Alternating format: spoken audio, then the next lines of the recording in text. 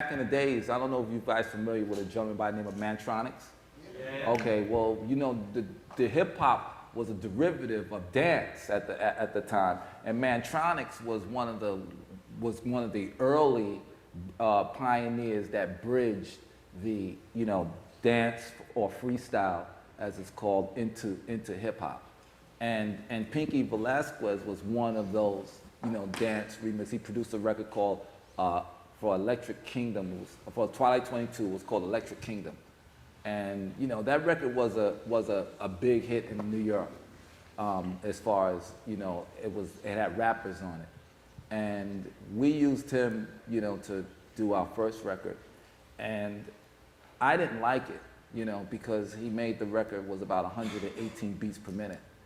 And, I didn't, I was on the streets all the time, and we was feeling a whole nother groove on the streets. We was feeling something around, 90, 92 beats per minute. And he insisted on doing this up-tempo dance commercial record. So we did that side of it. We had 30 hours of time to do the record, and he spent 26 of them doing his dance mix. And so they gave me 4 hours to go in there and do, my version. Okay, now I got 4 hours to do my version. So I gotta put it together, mix it, and everything else in 4 hours, which is like almost impossible. So, but what I did was we went in and we brought the tempo down to 92 beats per minute. Made the beat,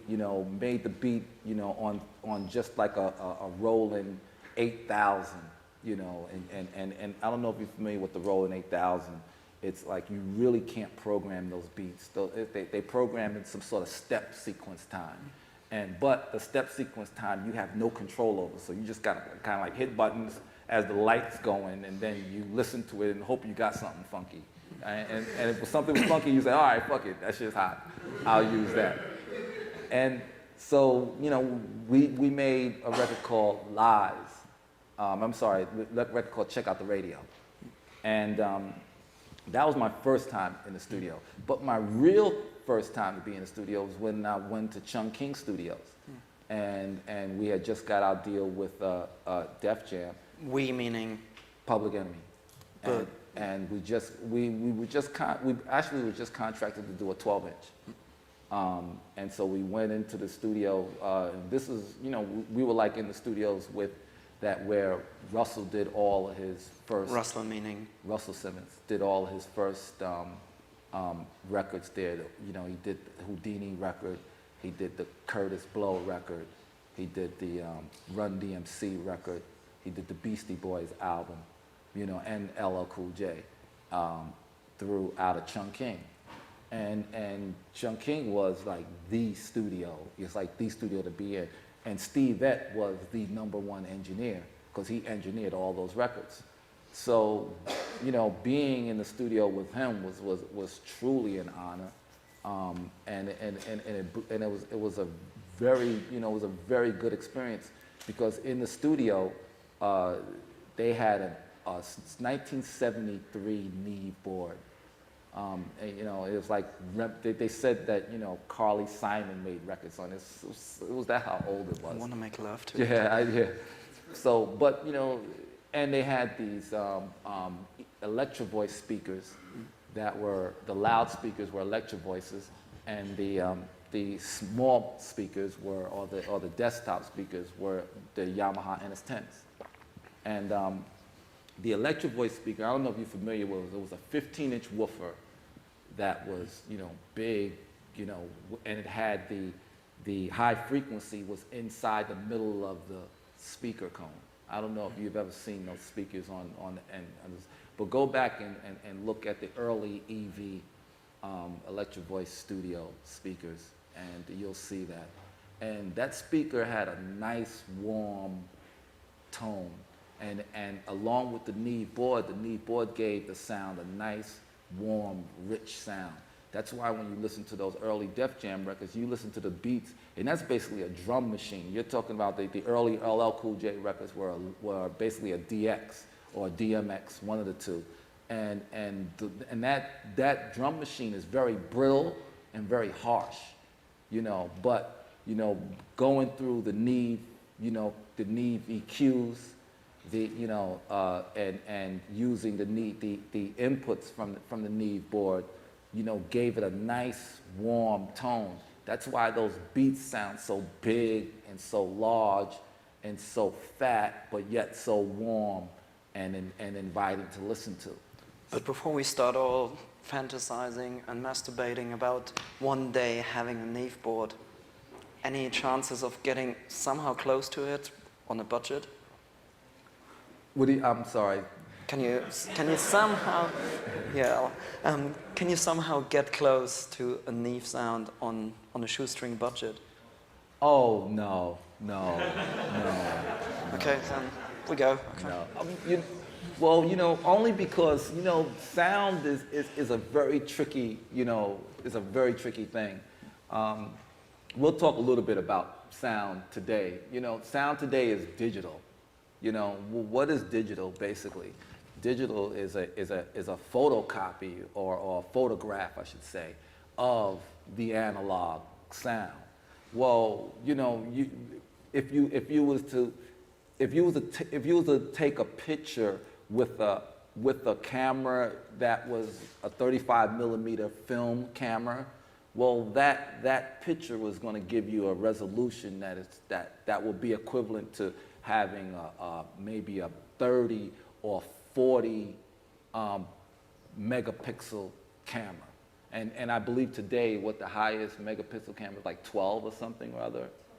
22, is it 22? Well, yeah, you probably can get like 22 if you buy something that's about $80 billion or something like that. Right? But I'm talking about the 12 is something, if you can probably get 12 for like, you know, maybe about $5 grand, $6 grand, somewhere in that neighborhood, which a lot of the photographers are using.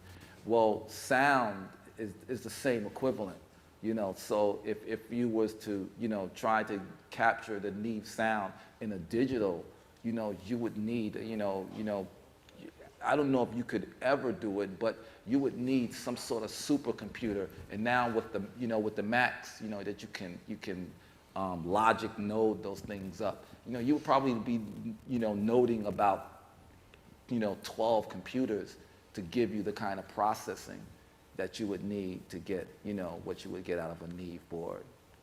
So it's the sound is very much high def when you going through a Neve board and using the more analog, you know, stuff.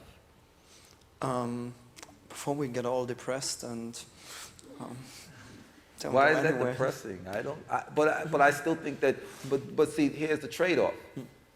You can do things in the digital realm that you cannot do in the analog world. So there is a trade-off. That's probably a good thing, because obviously, I mean, you recorded a lot of things before automation and all these things were really at what they are now. And I mean, to have like all these stacked sounds, you must have had an army of people working the desk. Well, that's funny.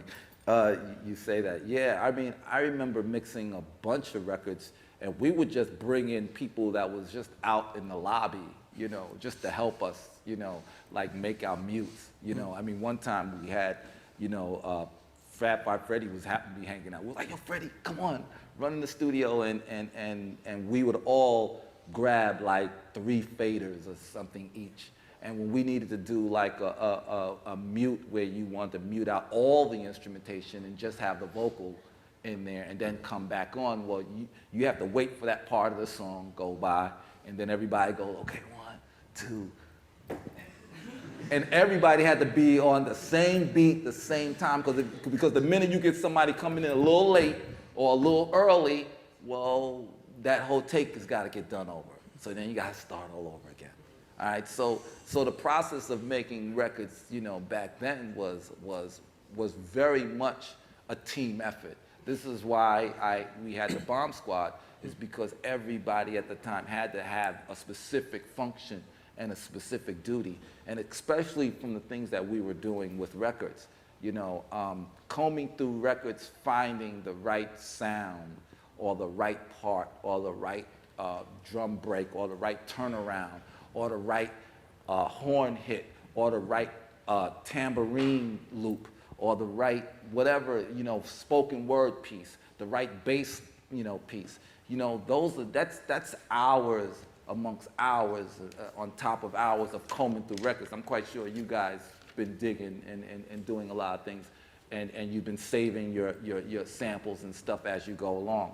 Well, we was a team doing that, and each How one, large was the team? What were the roles in the team? Who was well, the general? it was basically me, Chuck, Eric, and Keith, and we would just, and then we would have Norman, which Terminator. We would have him come in, and he's our DJ, so to speak. But we use DJ like part of.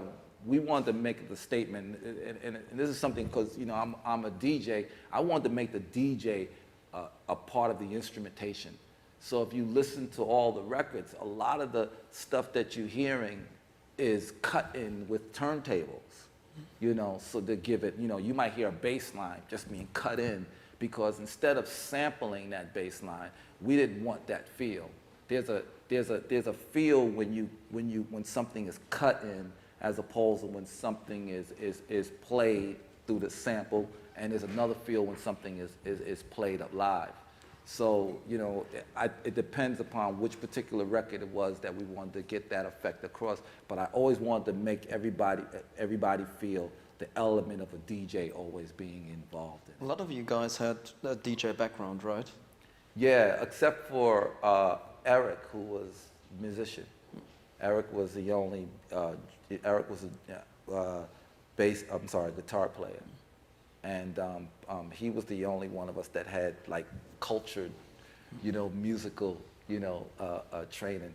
He didn't read music or anything, but he played it, So, he would kind of like, frown upon some of the stuff that we were putting together. Like, I would put music together that created, dissonant chords. And he would frown upon that because he'd say, hey, that bass line is not in key with the other guitar or the main loop or the main sample part that's in there. And with me, it's not about, lining everything up so that the keys matter. It's about what kind of vibration that you want to achieve from it. Because there's a certain amount of tension that happens when something is a slightly out of key. Because the ear and the body picks that up, and you start, and you notice that something is not right with it. But at the same time, you notice that it's giving you a certain kind of energy, a certain kind of charge. Well, that's what I want to get across. And keep in mind that, because I'm big into frequencies and things of that nature, that Chuck's vocal is very, very, it's very, very baritone. He has what I consider to be almost like a gospel minister kind of a voice, sound to him. So if you put lovely and pretty chords and pretty harmonies behind him, he would sound like an R&B record. So Chuck needs something that in order to get for the message that he was getting across, I wanted to design something that was kind of like, that would be juxtaposed what his sound was. He's giving you a warm baritone vibration. I wanted to create something that was all outside of here, that was getting all the other tones that he wasn't providing, all right? So that when he sits in the track, he's in that world by himself, and the music is doing some chaotic thing all around him, and thus creating an aggression that I wanted to get across. Because I think that, hip hop and rock and roll to me is pretty much all the same. I just wanted to show that rock and roll, that hip hop and rock and roll, you can get the same kind of energy out of it by using different kinds of instruments. Because if you look at rock and roll is just using all guitars. Mainly if you wasn't, playing the guitar, they was considered that you wasn't doing rock and roll. Well, I wanted to do rock and roll, but I also was into hip hop so deep that I wanted to do like a combination of break dance and rock and roll, and kind of like see how you can smash those two together. Speaking of rock and roll, and obviously, I mean, I think there's not a single record, I mean, it's personal revelations time, and I think there's not a single tape that I listened to more on the school bus than, on the one hand, it had some dodgy ass Token Entry or something, some skate punk band. On the other side, it was Nation of Millions. And I mean, obviously, the energy that you get from Nation of Millions is so much higher than all the power chords and all the Marshalls stacked on top of it. And I think another person around that time who was really interested in all that was Rick Rubin. Like, what was his involvement in the whole thing there? Well, you know, actually Rick's involvement was like he let us go into the, he gave me full creative control. I mean, that right there was the blessing, because, you know, as you know now, if you get signed to a record company, the last thing in the world you're going to have is full creative control, you know. So having creative control to me is the most important thing, and him letting us go in and kind of like experiment, you know, because basically we was experimenting. The stuff that we were doing was stuff that I knew was not stuff that was going to get on the radio, and I really didn't care about the radio. I just wanted to create something that I felt that was different and unique and was cutting edge. When you said we and I, it always comes back to, and you're talking about Chuck a lot. There's rumors that you really were conceptualizing the whole thing for Chuck being the center part, and that he was not all too happy being there on his own, and so the group was more or less built around him. Yeah, I don't know if Chuck was, it wasn't, I don't think it was that way, you know, to the point where I just wanted to make sure that if I'm going to have Chuck out there, because at the time, you know, Chuck was very, very introverted. He was not a person that wanted to be in front of large crowds. He did not want to be around a lot of people, you know, and so, and I'll tell you a story. The funny thing is, his first tour when he was with the Beastie Boys, you know, Chuck used to perform with his back to the audience like this, you know, and I used to get all kinds of calls like, yo, why don't Chuck turn around, you know, because he didn't, you know, he couldn't face the crowd, you know, so I wanted to make sure that Chuck had, you know, pieces on stage that, you know, kind of like balanced him out, because Chuck is a heavy dude. And the first person that, you know, I wanted to make sure that was with him was somebody that lightened him up a little bit, which is Flav. You know, Flav is dark, but he lightened Chuck up. It's funny. You know, so that was the, you know, and it's funny because it just so happened that Chuck and Flav's voice, you know, Flavor has this kind of like, you know, Chuck's voice is baritone. You know, Flav's voice is close to being a tenor. You know, he's in that, you know, he's in that high frequency zone, and literally, you know, I never thought that the two vocals would work together, but those vocals really complement each other. You know, whereas you knew Flav and you knew Chuck, and they were distinct and they were different parts. So that also added another element, because I think that, you know, when we produce records, especially a lot of producers, I see a lot of producers spend 1 billion years on instrumentation. And I think that instrumentation is part of it, but to me, the most important part of any song is the vocal. And I think that if I want to produce vocals like you produce music, because that's the other side of it. So I make sure that all my instrumentation is outside of the frequency of the vocals. And I want to make sure that the vocal frequencies add something to the body of the song. So this way, that way, whoever's on my records becomes the star. You know, and I also, because I have a lot of jazz influence, my father was a crazy jazz buff, and all my musical, you know, background comes from, you know, the aesthetics of jazz. You know, I wanted to create what is known as counter rhythms and rhythms that juxtapose the main melody. And I wanted to have the vocal be the main melody of the song. I just didn't see, well, I was like seeing things, but that's okay. I want to have the vocal be the main melody of the song, and the music is kind of like very similar to if you listen to a Sarah Vaughan record, or if you listen to a Billie Holiday record. Well, you know, the vocal is the star, and the music is basically is almost like a score. It goes around the vocal. It just accompanies the vocal. Well, that's what I wanted, you know, provide with Public Enemy. It was almost like a tribute to those kind of like those throwback records that were made back then. How did you find Chuck's voice?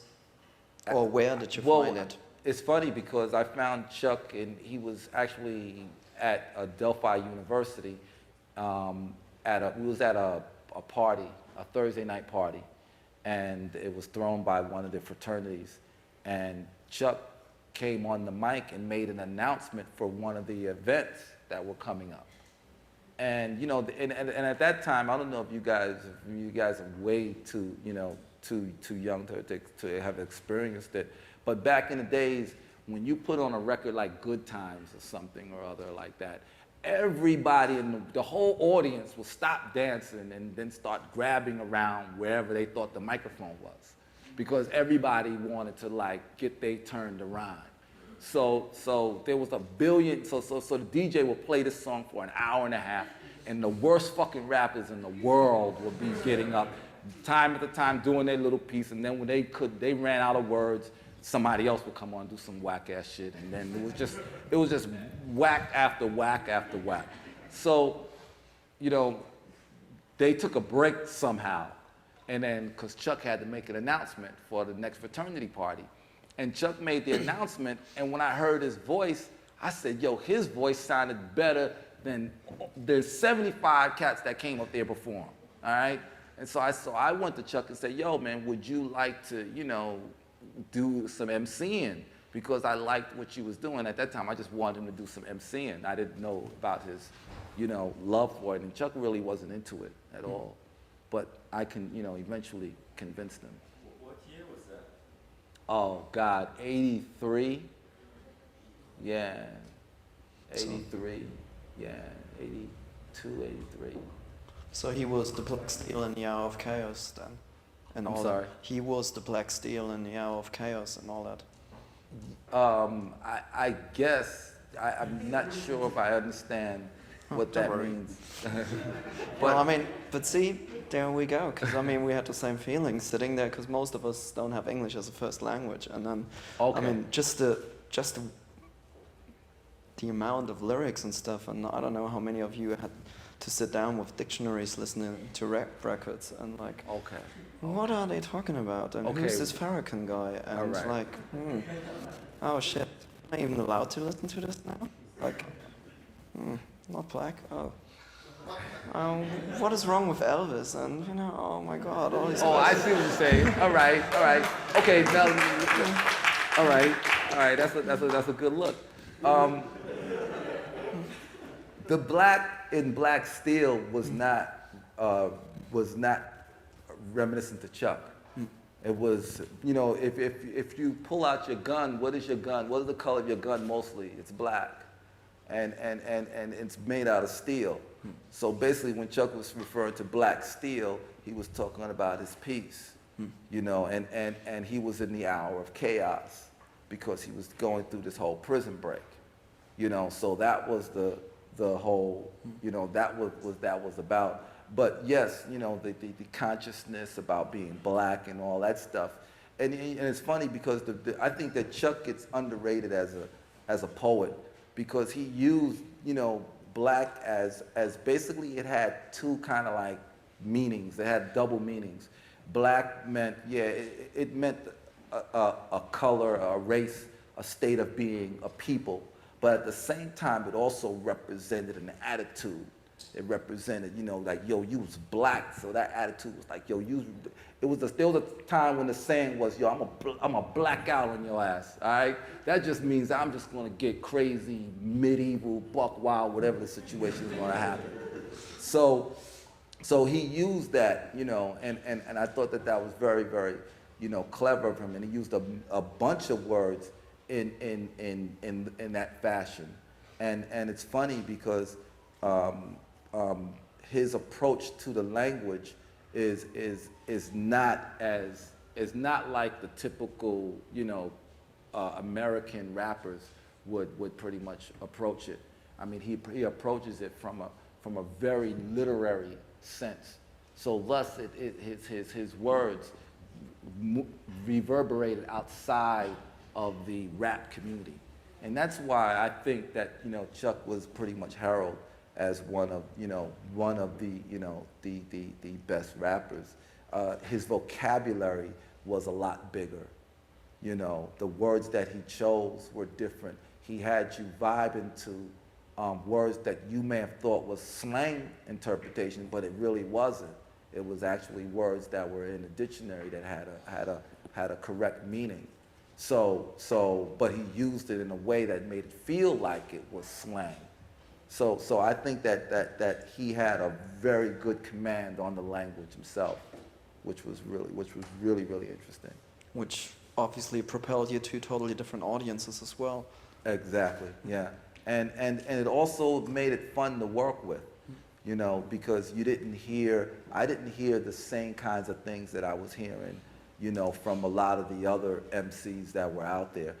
Chuck had his own, almost like George Clinton in the way, when you listen to any of the P-Funk, Funkadelic records, and you'll find that those guys had their own language. Well, Chuck pretty much had his own language and dialect as well, but his dialect wasn't based upon colloquialism. It was more based on dictionary words that people didn't know were available. Existence. There you go. Huh. Can you give us a scheme of what your organization looked like then? It's funny. Well, everything, kind of like began and started with B and then Chuck, I was the one that had the record collection.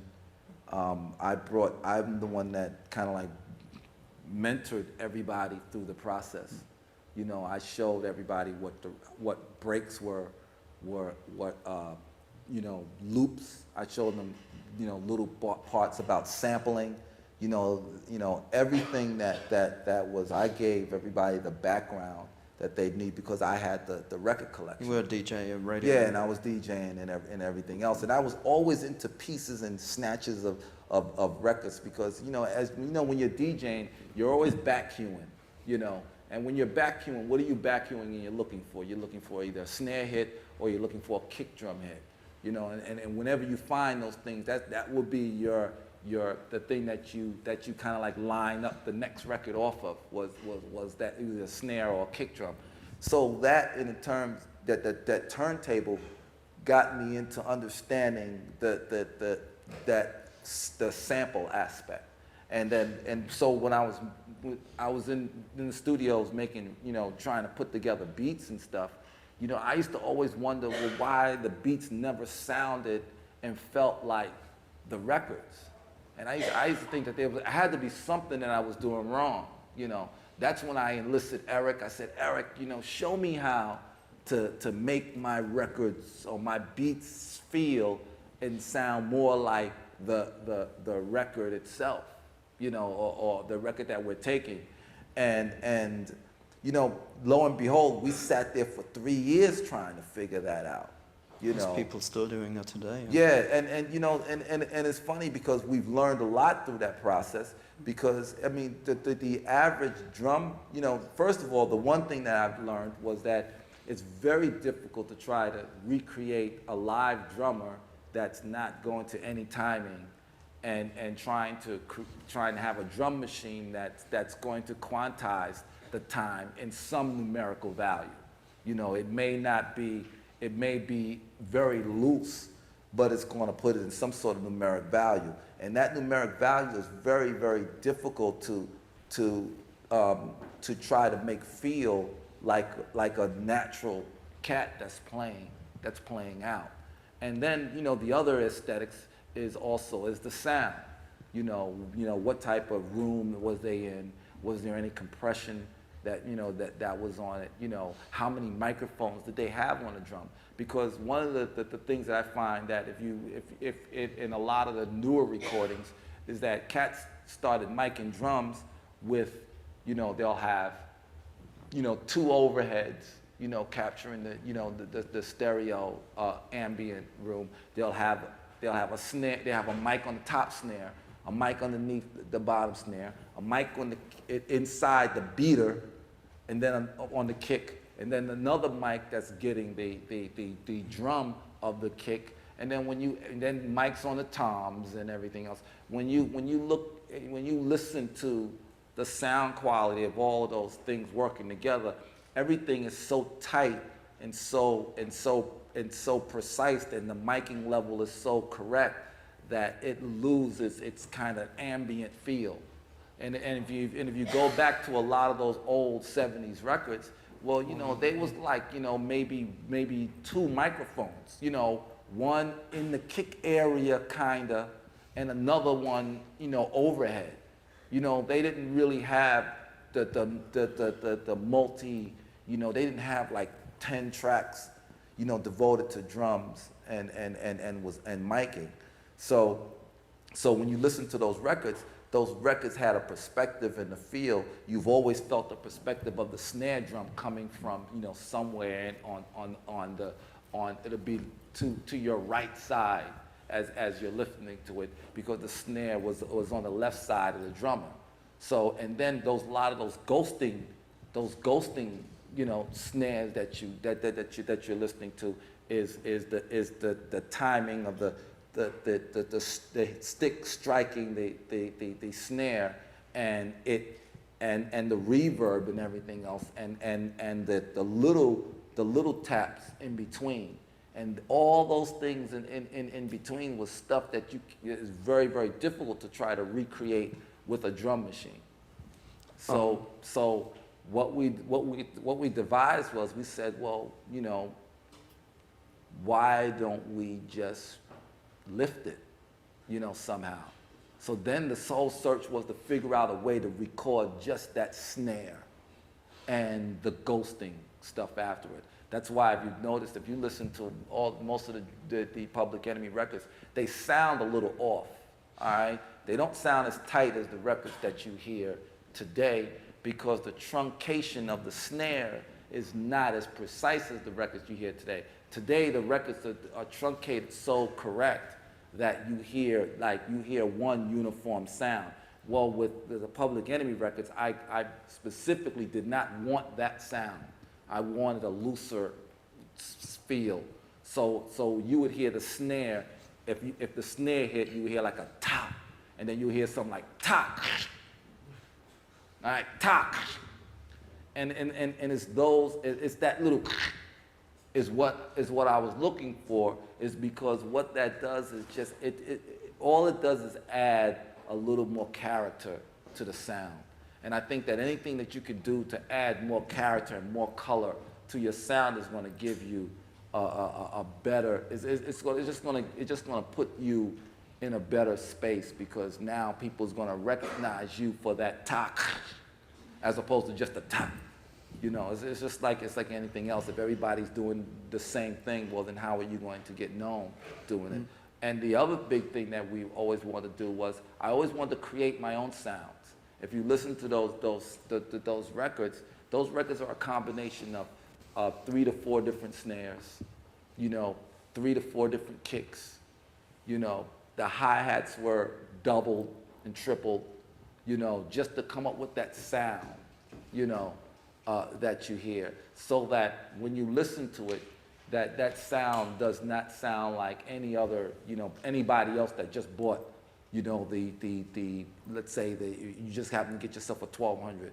Well, you can have a 1200, but you're not going to have those sounds, because we created those sounds.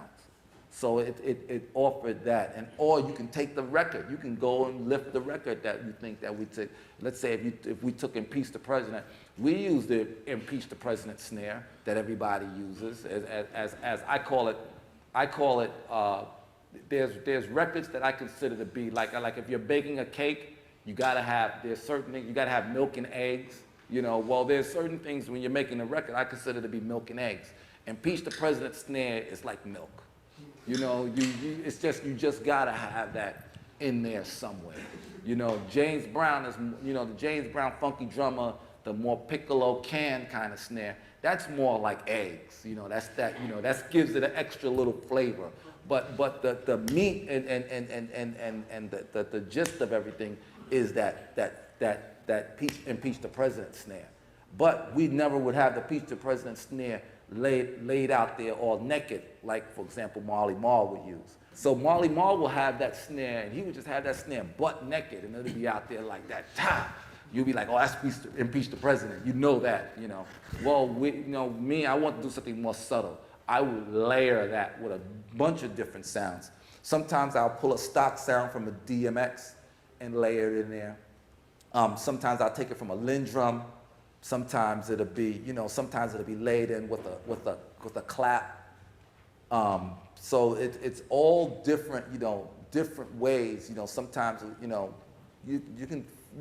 By the way, you guys can fire questions at any given moment. When you got to the point of like adding snares on top of one another, you weren't working with simple tape, pause tape, saying.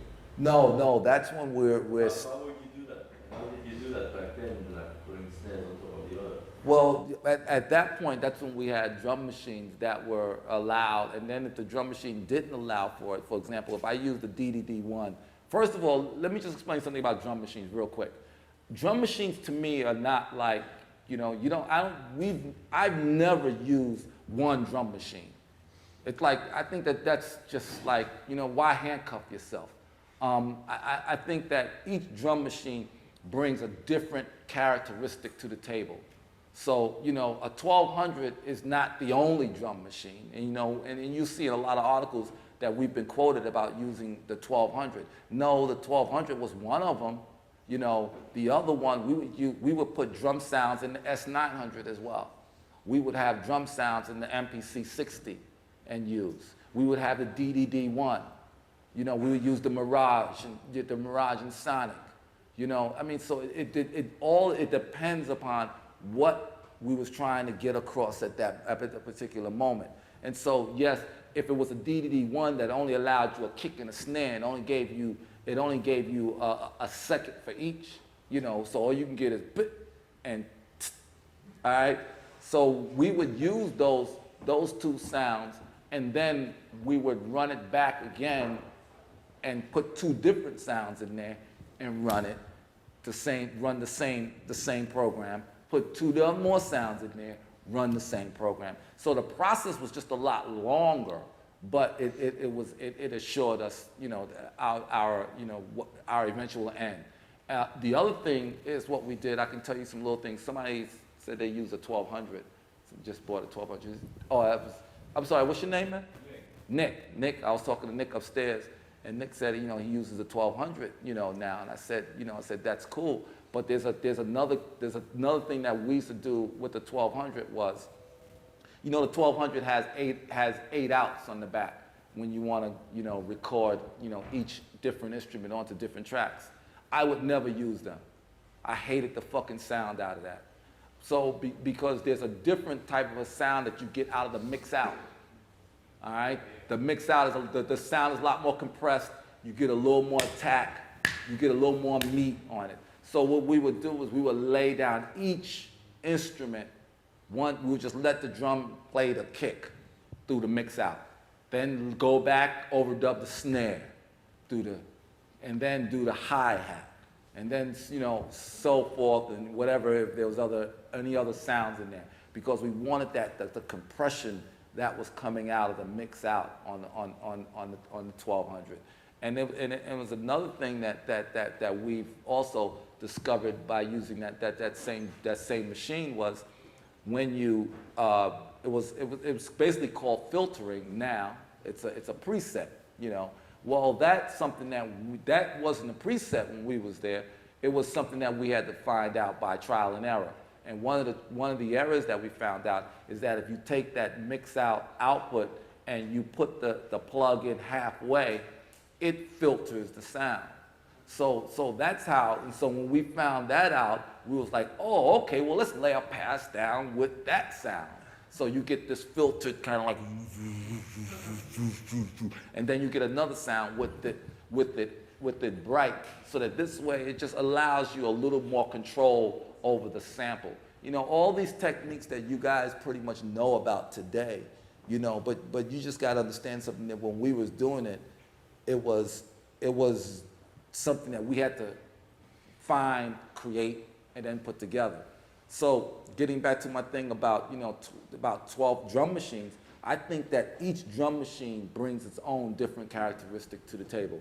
And I think that if you want, to me, I'm like right now, I use Logic, you know, but I use Logic in ways that is so fucking retarded that, because I don't want no one to know that, like, because everybody has, if anybody has, how many people have Logic in here?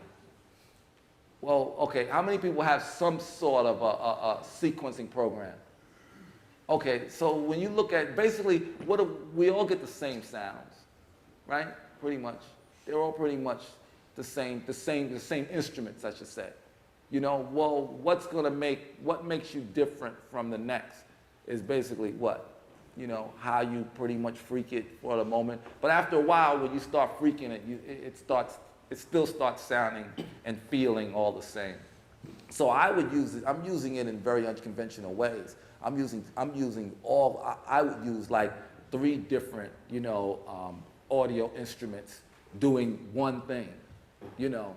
And why would I do that is because I just want the feel, I want the timing, I want to blend things together so that when you listen to it and when you get it, that you just can't go to a preset and go, okay, I found it. I see what they're doing, and use it that way. So you try to think of unconventional ways. So as Leon would have summed it up, you're always looking for the natural bits and not the silicon. Well, yeah. You know, you always want something that's natural, that's yours. Because, I mean, every producer out here, you guys should all be making your own sounds and stuff. I mean, I would have like 8 kits.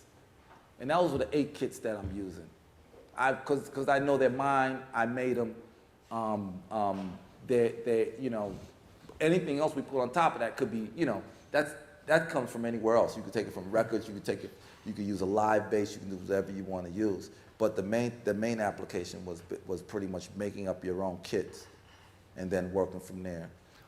Another thing that we used, which was for bass, you know, the S900, you know, has a tone. Everybody there's probably a trick that trick came from us. When you take the 1,000 hertz tone before you put a disc into the machine, you turn it on, and if you play the keys, you know how you get that 1 kilohertz tone? Well, if you play that in the lower register, you get the bass, and we use that bass sound for everything. That fucking bass was because it sounded like no other bass machine, no other bass instrument that we could get. As a bass line or a kick drum? Both. Yeah, we use it as both. We use it as a kick drum. We'll just truncate it and add an attack piece into it. So that would be the kick drum. You know, we would take it and we want to elongate it, you know, add a little attack, elongate it, and that's the bass, that's the 808 bass that you feel. And when you listen to the Public Enemy records and you listen to the 808 on those records, well, that 808 is not a 808 that we've taken like a Marley Marl, going back to Marley again. Poor Marley. You know, no, it's not a diss or anything. I'm just trying to, so you have something to differentiate from. Is that he would take the 808 and pretty much use the 808 from the TR 808 drum machine. You know, I didn't want to do that because there's an inherent distinct tone that comes from that identifies that particular machine. And I didn't want you to identify that particular machine, so I wanted to use the tone oscillators from the S900 was my bass on the records. And bass was in everything. I mean bass, and the other thing I would mess with ultra low subharmonics. You know, it's like I would have a sound in the record that you couldn't hear, you just feel. You know, so those were things that, you know, stuff that, you know, you're doing now, right? That I was doing, you know, along with, you know, all my partners. We were all doing all that stuff then in an analog world. Yes? Yeah. Going back to layering samples, you know, using different machines, like, how would you put them all together? Was it multi-track or what kind of multi-track? Well, first of all, it'll be a multi-track, you're right. You know, it'll be whatever was there, whether it was a Studer, you know, whether it was a Sony, it didn't matter. Just anything that could record. It was, yeah, 2-inch tape, of course, yeah. But the difference is that a lot of that stuff was not sequenced, all right? A lot of it was played live. Okay, so there were no like synchronization between the different machines. No. I mean, there was like if something like, see, that's the whole key. We was using every technique in the book, you know. So sometimes, you know, we may sync, you know, like if we felt that we could sync, we can get by with just running these as a sync, we'll sync them, and we'll sync that through SMPTE, you know. So that was, you know, the way that we were, you know, doing it, because there was no other way to really do it. There was no MIDI that you could use back then. So you had to pretty much have SMPTE and then have the drum machine trigger, have the SMPTE trigger the machine. And then you hope to God that they line up. You'll spend an awful amount of time just shifting the bits to make sure that you know that it starts when the song start or when you want it to start. The other thing, go ahead. Could you, like, you're using samples a lot, and of course when you sample something, a lot of it's like really thick as far as frequency, like Right. it goes the whole way through it. With using vocals and stuff like that, can you explain some like compression techniques and sidechain and grouping ways that you can make your vocals stand out? Well, one of the things that we use compression very little. Very cool. Yeah, only because compression compression, you know, it smooths out the transients. You know, sometimes the transients is what you want. I want that, you know, as opposed to like that. You know, when it's, you know, it just doesn't have the same kind of bite, the same kind of. So we didn't use much on the compression, but we used EQs like crazy.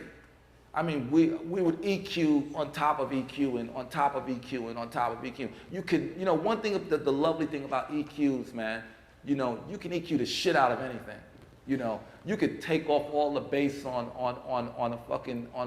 let's say the kick drum, and all you got is just the knock from the attack, and then you can add another EQ and go back and give it some bottom, so that knock now has more balls.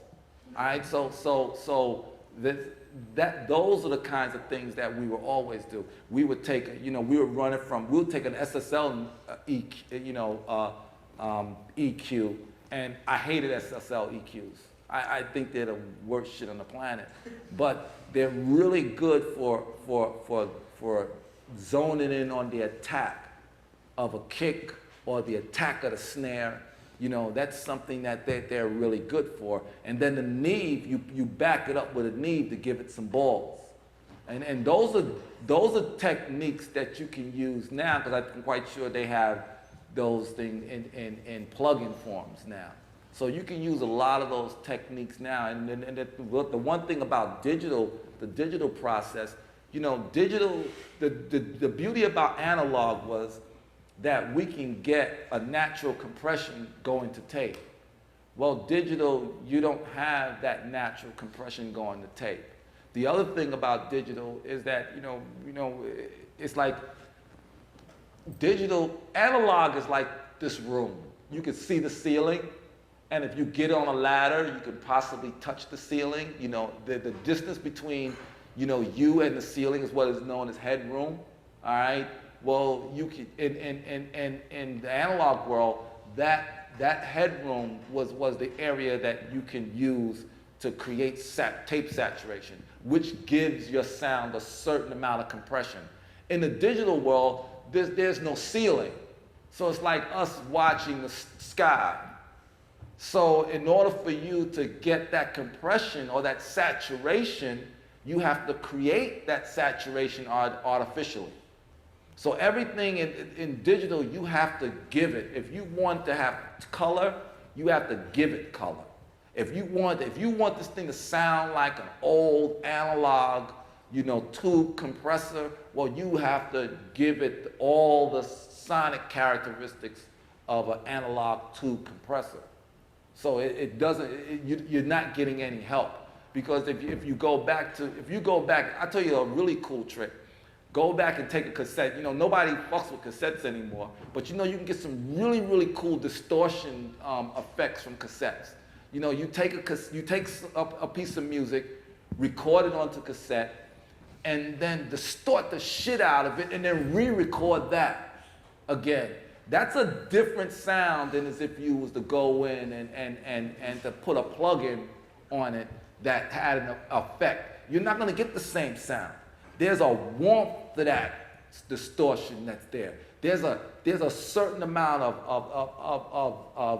of enjoyment that you're going to listen to when you hear that. That's the reason why rock and roll is not doing very well right now as a music, because the compression techniques is not the same. When you're listening to a piece of vinyl, you're listening to a needle that's actually a microphone, all right? That's picking up the frequencies out of the groove of the record and sending that signal to your speakers. And that's and the signal from the speakers is then coming back through the needle again.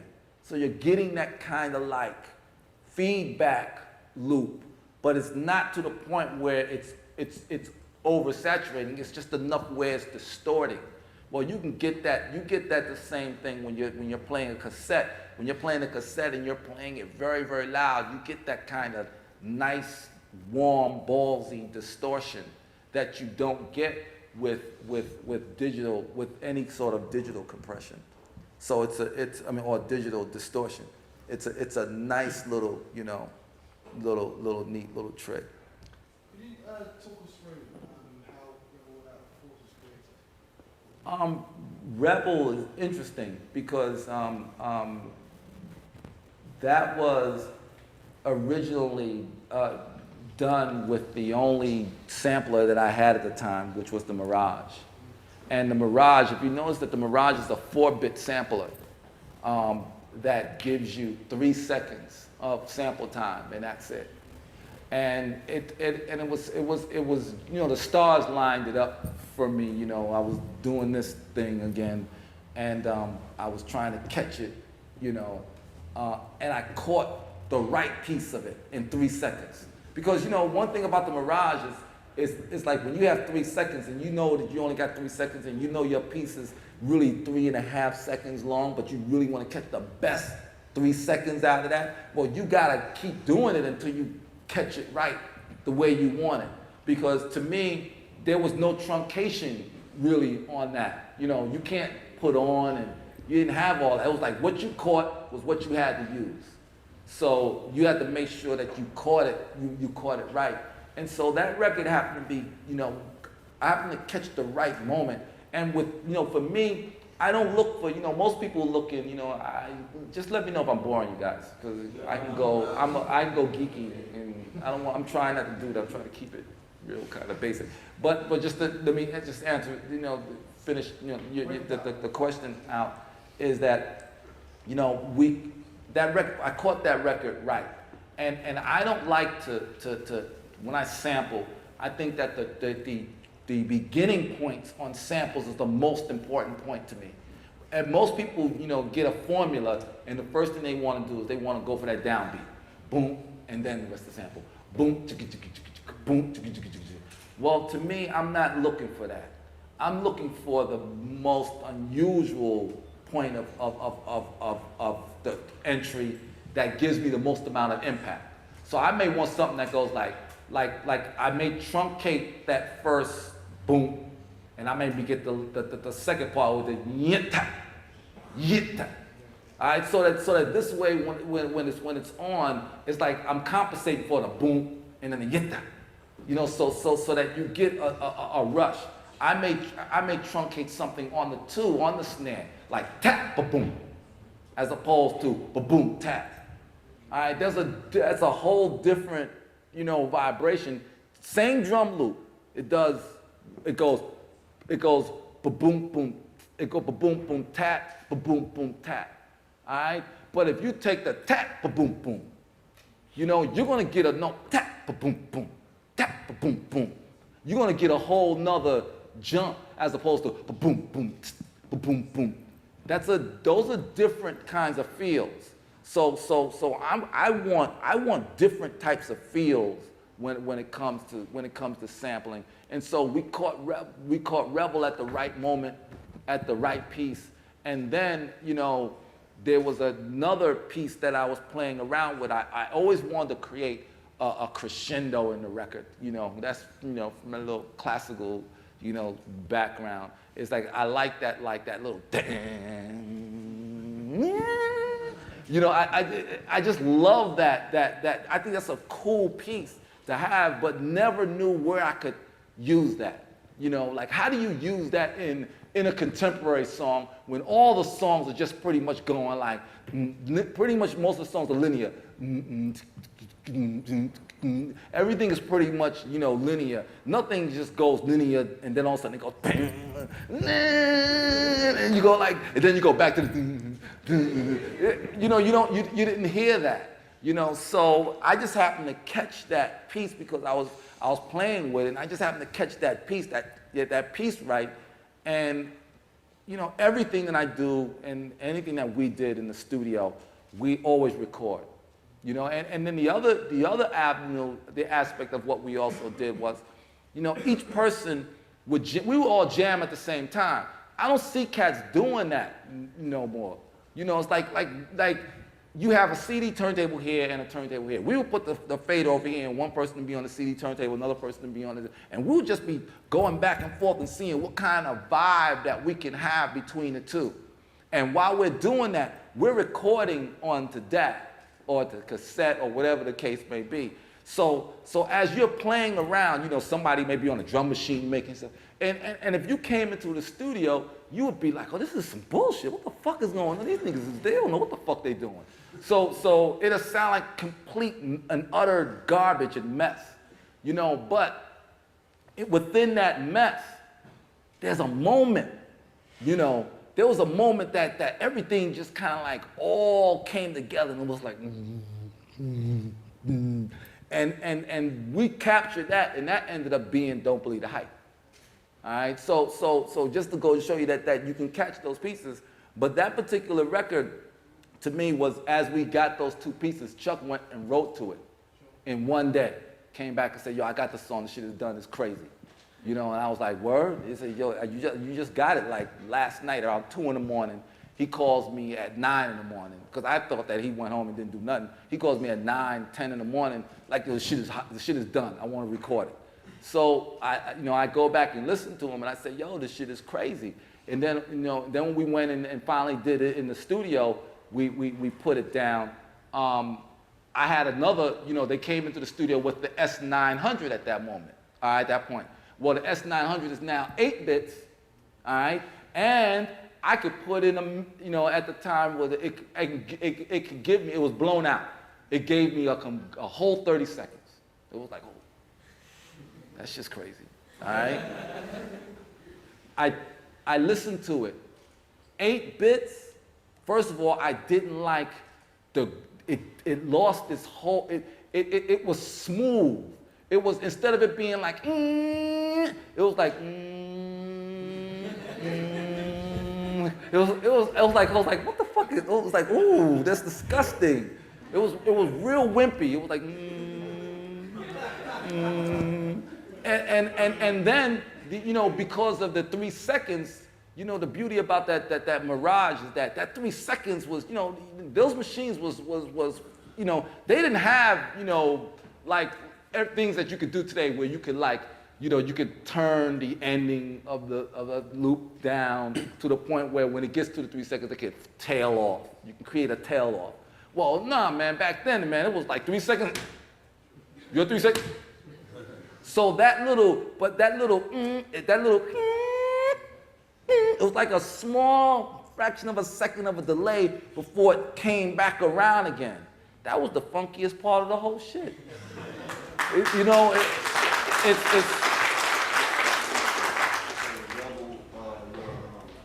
your most experimental in the studio as far as like making different different ways of, like how you say you would take like a tape deck and go distort it, but like was that your most like experimental? Oh no, every record that you heard was experimental. I'm talking about which one did Which you one's like, the most? that you thought was the most experimental? Oh, God. I'll tell you, I thought, for me personally, sorry about that, and sound guy, sorry.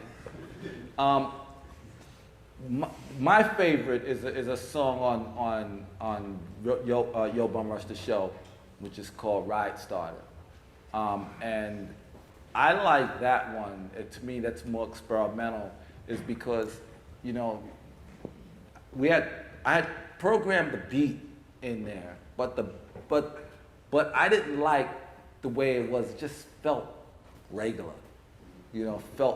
It felt good. It was tight, but at the same time, it felt regular.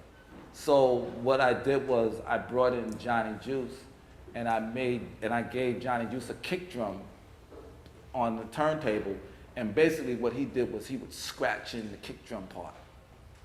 Do you have that? Do I have that? Yeah, the play. Do you have that there? Yeah. See if you got that. All right, and I thought that was the most experimental because there's no kick drum in this record. The kick drum is the DJ, and he had to get the timing right. Let's probably get back to the kitchen, and we had the milk, we had the eggs. With some bacon. We wouldn't, well, if you want bacon, but I want the sugar, the saffron, the wheat. Good. Go ahead. You were saying. I mean, what else? You were saying like what else what's the next? Yeah. What else? Well, you know, everything else is just a matter of whatever we want to bring to the table. You know, whatever, you know, keep in mind that you know, when you're making tracks, you're just making stuff with things in mind. I'm a fan of dark. I like dark music. I like depressing music. I like music that makes me sad. I like music that makes me, you know, that makes me feel angry. I like music just like you. I want that shit that when you're walking down the street, you just want to feel like you're the most baddest motherfucker on the planet. All right?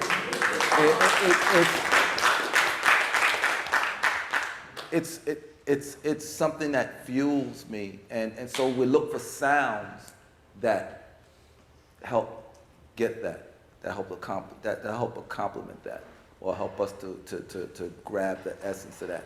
So we would use samples, you know. I would look for samples to use in that way.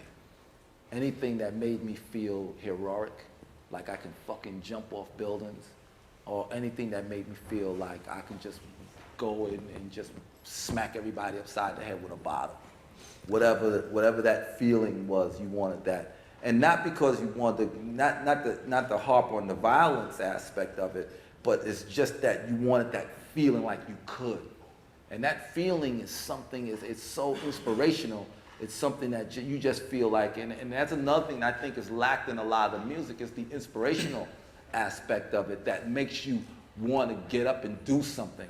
Music is supposed to, it's a, you know, the music is metaphysical, all right, at the same time as it's audible, all right? It has a physical component to it as well. So you can make someone feel a certain emotion by going to certain elements. If you play certain chords in a certain fashion, well, people's going to feel the vibration of those frequencies.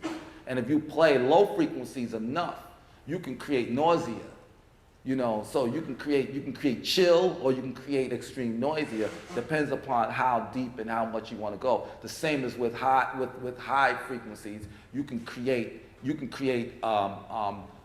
something that sounds very brash, or you can reach the threshold of pain. All right, it depends upon how far you want to push that. And one of the things that I always want to do is I want sound to be able to come out and touch you. I think that there's people make sound that I think people make beautiful records where you can listen to. I don't want to make records that you listen to. I want records to move you. I want records to make you, to invoke you to go do something. And the beauty and testament of it is I was at, you know, Madison Square Garden and Public Enemy was performing. And they went halfway through the set. And halfway through the set, you know, I think Rebel or some shit came on that was just fucking retarded. And I saw kids just running in the garden, like just mobbing kids, stealing their chains and shit, all right? Because that was the high moment. That was like it was just like, it seemed like it was a fight breaking out on the floor, but there wasn't no fight, it was just the energy. You know, and cats was just running in packs up at the top, you know, just snatching cats' chains and everything.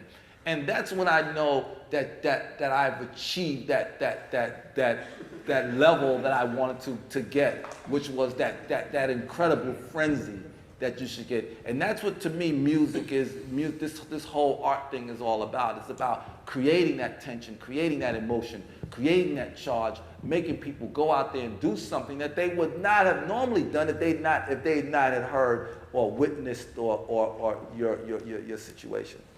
So how did you uphold, thank you, how did you uphold that sort of energy when you were booking 2 rooms in the green room and recording Public Enemy in one and Vanessa Williams in the other one? That's a really good, you know, well, only because I get bored, man. It's like, one of the reasons why Public Enemy records, you know, they changed up a lot. I get bored really quickly, man. You know, if the shit's not, I want to have an intro. To me, records have to have some sort of fucking intro. Like, what's telling me, to check this out? What is that? And that's what, to me, the intro is. An intro is not necessarily, 8 bars or 4 bars or whatever it is that intro beat piece that people put in. That's one form of an intro. But to me, an introduction is just any way that your record starts. That lets people know, I'm here. Check me out. Listen to me. So records have to have that. Choruses is always important, but choruses doesn't have to be achieved in the same way that choruses are, now. If you listen to, as we're going to listen to, you got Rebel, right? As we listen to Rebel, you're going to listen to the chorus in Rebel, and the chorus in Rebel is going to be Terminator X. Okay? That's the chorus in that record, all right? And that record doesn't conform itself to the typical verse, chorus. And that's another thing that music, has to do too, is that you can't just, every record can't be 8 bars of verse, 8 bars of chorus, or 16 bars of verse, 8 bars of chorus. Sometimes you have to really experiment with the arrangement factor, because the arrangement in a song determines the frequency in which you play the song. All right? To me, I want you to play this song over and over and over and over and over again. Well, the arrangement is going to determine how much you play it, because if the arrangement of a song is predictable, well, you're going to play the song once, and then you're going to go like, well, I had enough because I know what it's about. There's nothing fun in that. But when the arrangement is unpredictable, when you listen to Rebel, there's a big guessing game that we usually have in there, is try to depict when that crescendo happens. All right? That's the hardest thing in the world, because that crescendo happens on a timing and an arrangement that is so experimental. It just comes in. It doesn't, it comes in at the awkward and weirdest of moments. So thus, if you take the vocal off and you didn't have the vocal there, and you was listening to it, you probably wouldn't. So But before we listen to this, you said it right there. Music is metaphysical, and it's with Public Enemy. It was a lot about the sonics, about the wall of sounds, but it was about a lot of other things as well. Before we listen to this, could you take us back to the summer of '88 and probably tell us what the general mood was, the whole thing with the Reaganomics and what was going on in Bensonhurst and all that kind of stuff? It's funny because as I listen to I Go Now, and people go back and they had time to listen to kind of like think about what music and everything. To me, music is I don't think about it that deep. I just wanted to make a music that back in the days I was on the streets like possibly I'll be on the streets if I'm on the streets 12 hours a day, I consider myself I consider myself I'm on the streets all the time. I'm the last to go home. I'm the first to be out there. I'm that and so somewhere around 2 or 3 o'clock in the morning, you need, if after you've heard everything, after you came from the club, you heard everything, you're going home now. What is the music that you put on that's still going to charge you? Because now you're on the other side. You're musiced out. You're like, I can't. If I hear another fucking beat, I'm going to go insane. All right? What I wanted to keep your attention span. I wanted to motivate you at 3 or 4 o'clock in the morning. I want to motivate cats that's on the block scrambling to be able to be like, yo, how can I stay up? How can I stay motivated? All right? That was why, that was the energy and the feel of that time that I wanted to keep everybody in a state of emergency, because I don't think that there's nothing for us to be relaxed about. And if you listen to PE's music is nothing relaxing about it. Everything is an urgency. Everything is a state of an emergency. So I want to always drill that home, and I want to find out the million different ways in which we can do that.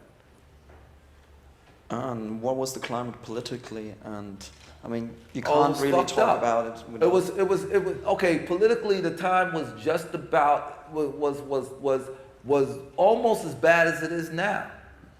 I think now is just as if you go back to the 80s, and when I'm going to say anywhere from the mid 80s to the late 80s, the times were very was fucked up. Crack was running rampant through the communities. Jobs, no one had jobs. There was no way for cats to make money on the streets, basically. So the only thing that you could do, only thing that was for us to do was we decided to do this record, because that was our only way out. And we didn't even know that you could even make money from this shit. So we just went in the studio because we wanted the $5,000 that Rick, promised us to go in and make the 12-inch. And so that was our only motivation, that we needed $5,000 at the moment to pay some bills. So the time was really fucked up, and musically, music was kind of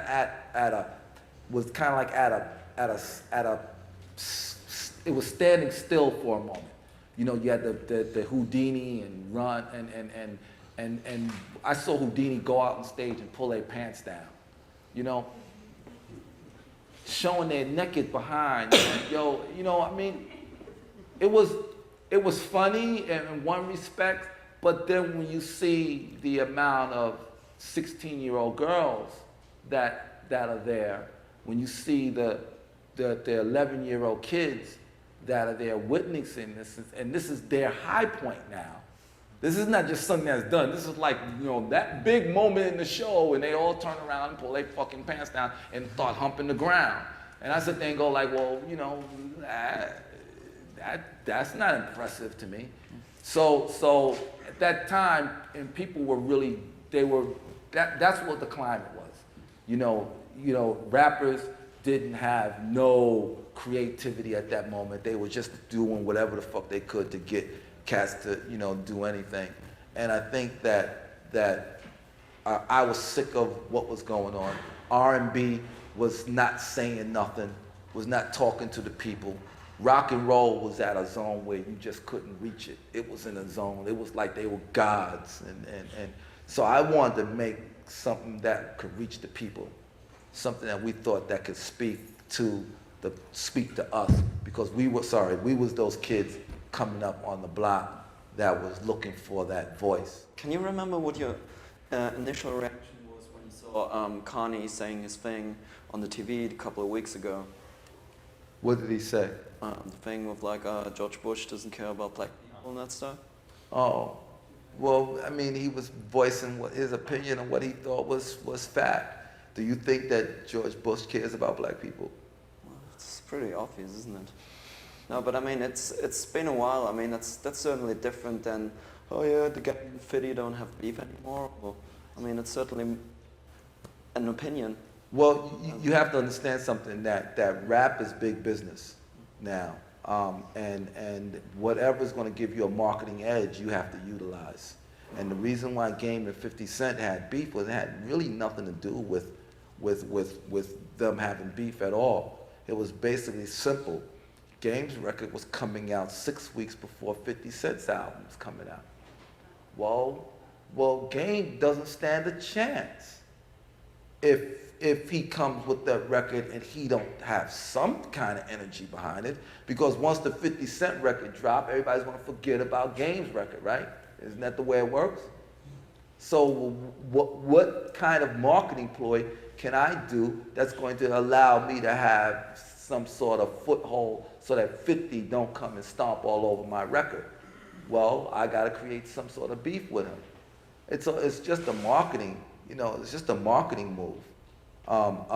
Sometimes they reenact those marketing moves out there in the public just to let everybody feel that it's real, you know. And sometimes some of the stuff got some legitimacy to it.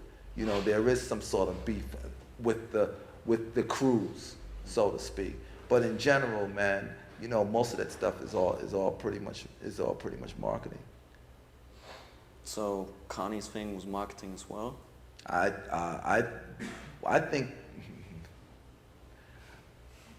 think his whole scenario is a marketing, you know.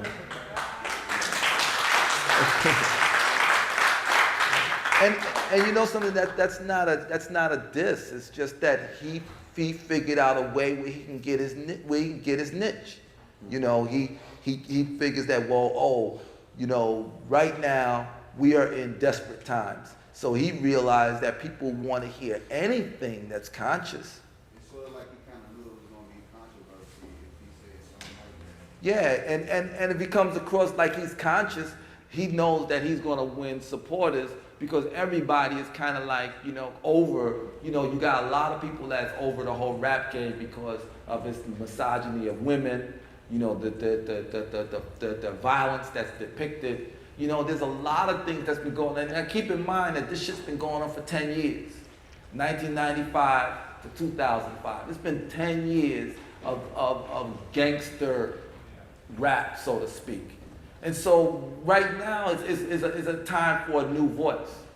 You know, so Kanye, you know, he comes out, he knows that if he can't go down that aisle, because shit, he ain't been shot. He ain't, you know, so first thing, you know, somebody's gonna look at him and be like, son, you're not that, all right? So he's gotta do something. So he does what he thinks which is the next step. And you know, I God bless him, because at least he's even if he may do it for what I consider might not be the right reasons, he's still sending out the message. And that's what we want in the first place. You always want to keep the message alive, and because you want to always keep some sort of balance in the game. I don't think 50 Cent is what they talk about is whack. You know, I don't think that's bad. I don't think that what Common and Talib and Mos Def and Kanye talk about is the great. Just like I don't think that's the greatest. You know, I just think that you have to be able to have room to express both. Street wisdom is a lot better than no wisdom at all. Exactly, you know, because I think that once we go down the road and where we're going down now, we're going down the slippery slope of cutting out people's freedom. When I stop your originality, whatever that may be, well, I'm in its essence dictating to you what I want everyone else to be like. And that to me is a dangerous road. And I think that we have to allow people the freedom and the room to grow and express themselves any which way they want. Any which way, even though you may not like it, but you should be allowed to express it. All right? And as long as you're not, you know, hostile and you're not, you know, hurting the next man, I think that it's all good. I think that more people need to speak their minds, because if more people speak their minds, then we'll have a lot less fakeism going around. Because there's a lot of fakeness that's going on, because everybody's afraid to be themselves and to say what they really are for fears of something that they don't even know is going to happen in the first place. And so everyone just runs around and just like and scathes the issues. You know, if you don't like black people, say it. It's all good. Nobody's going to beat you down or anything. Certain circles might happen, but it opens up a discussion of dialogue. Now I know, oh, you don't like black people. Now I want to find out why. You know, so now we're opening up some sort of real dialogue instead of this fake ass dialogue where I assume that you like black people because you dressed a certain way and you're kicking it in a certain way, but I'm making a bad assumption because really deep down you don't like it. So now we're never going to get to the bottom of the real issues. And your music is your weapon, man. That's your weapon of creating social change. So therefore, you have to use it as a tool of communicating and making sure that you communicate in its best possible manner that invokes a real live discussion. And I think that anything that does that does its job. Whether if it's the beat between Ja Rule and Jadakiss, if that's the thing that spawns you to get into to have some kind of debate and some type of issue about it, well then that's good too. It's just a matter of how you know. I just think that it needs to be used for that. You know, that's your power. I mean, how did, for example, the hookup with Spike Lee work? Well, it's funny because there was a friend of mine named Bill Stephanie who kind of like brought Spike to the table and said, yo, Spike wanted you guys to make this song for Do the Right Thing, the movie. And Spike wanted, Spike says, he wanted me to work with his main guy, which was the guy that was doing the scoring, as Mr. Terrence Blanchard. I don't know if you guys are familiar with them. Terrence is an accomplished musician, arranger, writer, composer, in the jazz field, all right? And he wanted, us to come up for him to take a jazz version of Lift Every Voice and Sing, and then we was gonna put a beat to it, and we was gonna rap on top of that. And that's what he wanted, to present in his movie. And once again, I'm from the streets. I can't fuck with that. I had to go, Spike, that shit is not real. Nobody out there in their mind is listening to Lift Every Voice and Sing. I don't know if anybody's familiar with it. That's a Negro national anthem that's from the South. It's a very traditional black piece. But nobody is playing it. That's something that we may hear at a football game or something. That's something that if we go to, to a black play in a college, we may listen to and feel the vibration. We are not rocking to that in the club.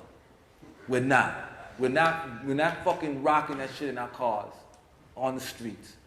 So I told him, I'll put something together that I think will give you the vibration of what you're trying achieve with the Do the Right Thing.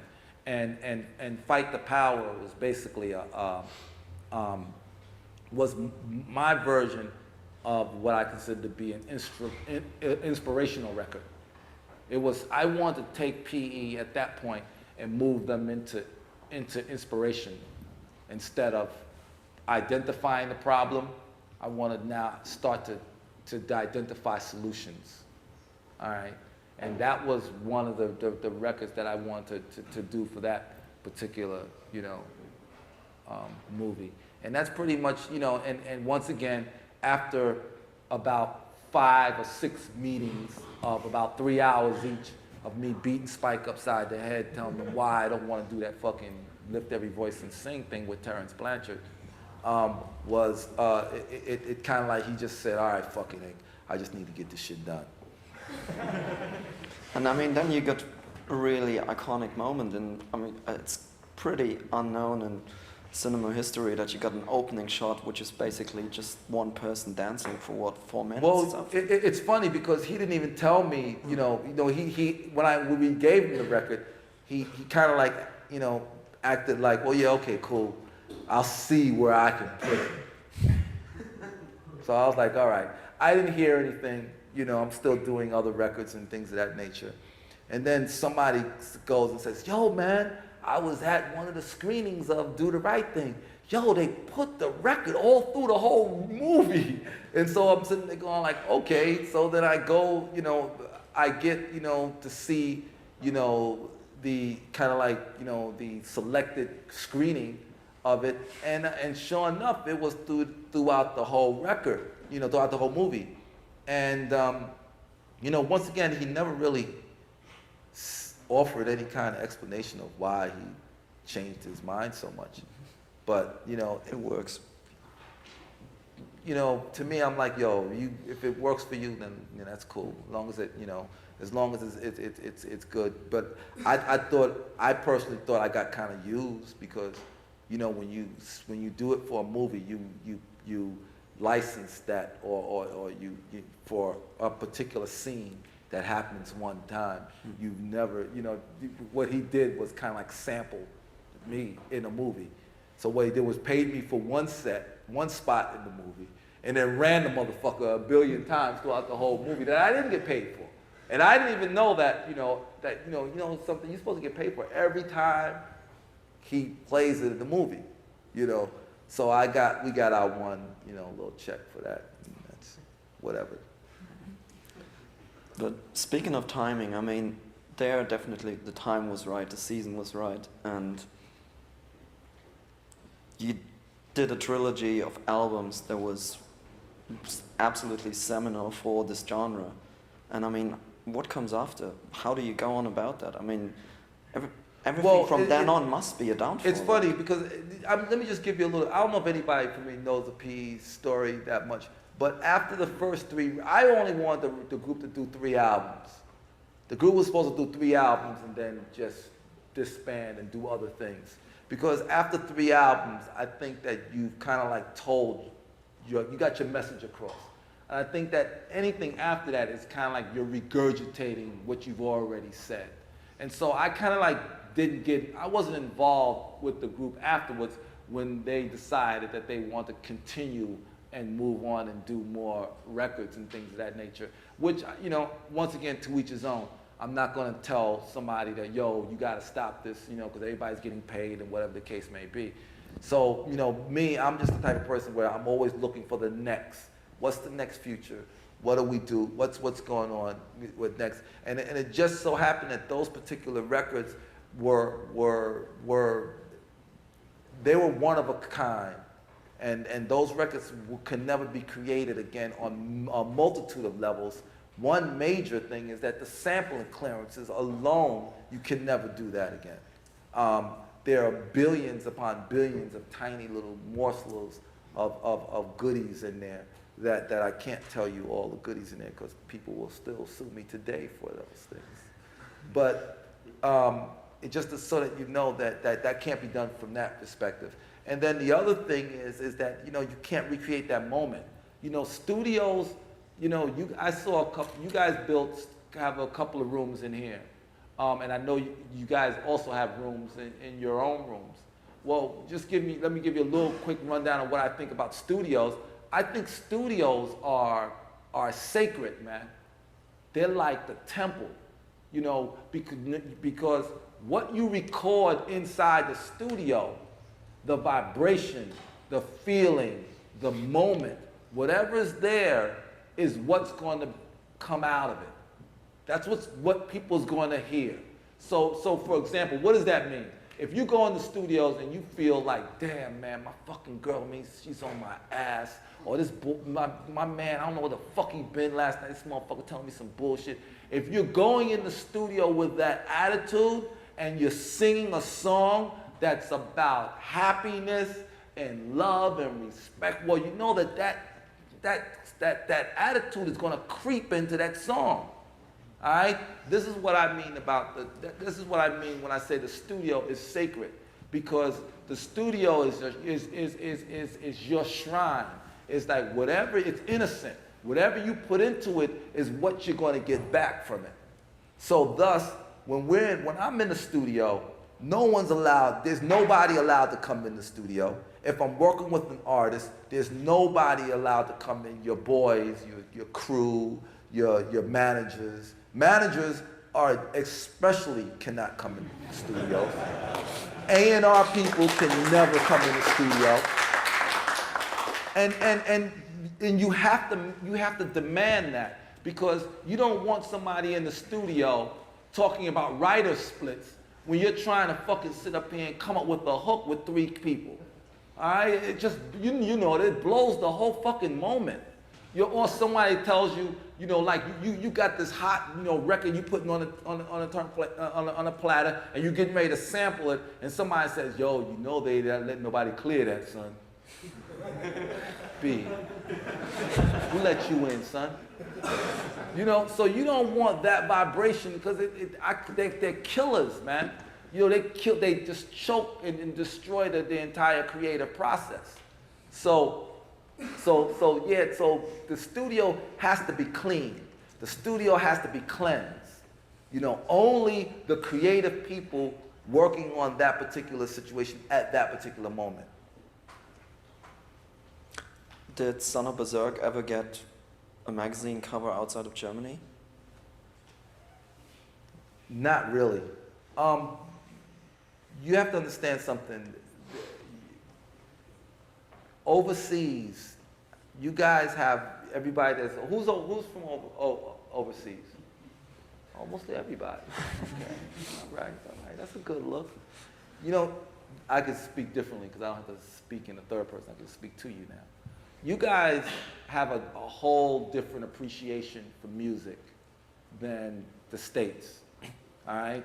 We look at the music to us here is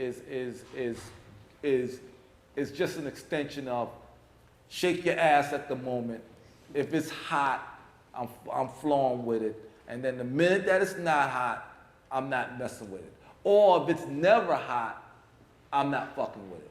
All right? So thus, if you notice that we got an incredible amount of underground MCs that you guys all know who they are from, you know, whether it be the J Lives or the A$AP Rocks or the, you know, J Rules. You know, there's a billion cats that are out there that are incredible lyricists, but are not getting any due, and they're not getting any due simply because they're not famous. It doesn't have nothing to do with their skills. But you guys are more passionate about music than the A&R and the music people in the States. The record companies in the States are disgusting. I just came from Geffen, Interscope, and what's the name in LA, Interscope, that whole A&M Records. And the people there, they don't give a fuck about music. They don't know about music. I mean, the kinds of things that are going on it's that you would see at the record companies is just amazing in what they do to artists. They take an artist that's a multi-platinum artist, and for example, someone like a Common delivers his album, all right? delivers his, you know, Common, the last album, what's the last album he's got? What's the name of it? Anybody know the name of it? Huh?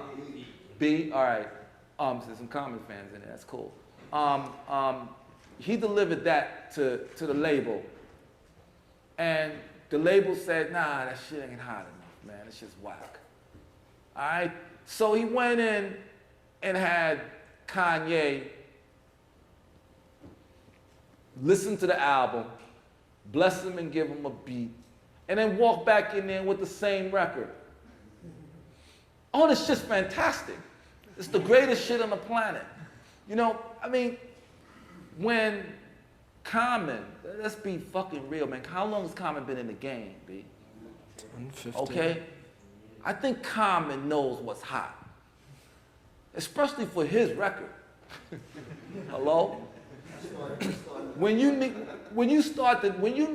like the new cat that just came out on the block, and because everyone says he's a backpacker, you know, now he's the official word, the spoken word for that particular zone, to validate your shit inside your own record company, you know that there's fucked up times for you. All right? You know that, for me, I would have been like, okay, how the fuck do I get out of this place?